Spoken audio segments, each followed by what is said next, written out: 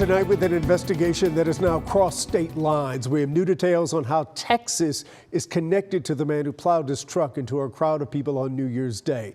Federal officials now say Shamsud Din Jabbar drove to Louisiana in a pickup truck he rented in Houston. And right now they're reviewing surveillance video of him planting IEDs in the French Quarter. The FBI is asking anyone who knew the suspect to get in touch with them, as any information could help investigators understand a motive. Officials were forced to postpone the Sugar Bowl and authorities beefed up security around the Caesars Superdome. The Notre Dame-Georgia game is underway right now. And this afternoon, officials reopened Bourbon Street for the first time, and that's where senior investigative reporter Tanya Iser joins us live. Tanya, what have you learned? Well, Chris, FBI officials said today that they had received more than 400 tips in this investigation. They also confirmed that Jabbar had posted videos to social media proclaiming his support for ISIS, and they said they now believe he acted alone. The house on Mandeville Street became a focus of the ATF and the FBI today.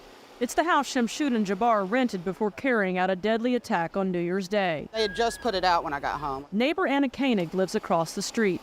She told us authorities evacuated the block for about 8 hours. They didn't really want to tell us anything except, look, we're kind of looking for explosives. The ATF's investigating what caused the fire, which started after Jabbar died in a shootout with police. Inside the house, the FBI said they found 2 laptops belonging to Jabbar. FBI Assistant Director Christopher Reyes said today the former Army soldier posted 5 videos to his Facebook account in the hours prior to the attack. In the first video, Jabbar explains he originally planned to harm his family and friends, but was concerned the news headlines would not focus on the, quote, war between the believers and the disbelievers, end quote. Jabbar plowed through a crowd of partygoers on Bourbon Street less than 15 minutes after that last video. He was 100% inspired by ISIS. Reyes said the FBI also recovered 3 phones. Authorities found 2 improvised explosive devices in coolers in that area. We did obtain surveillance footage showing Jabbar placing the devices where they were found. Other items thought to be explosives turned out not to be.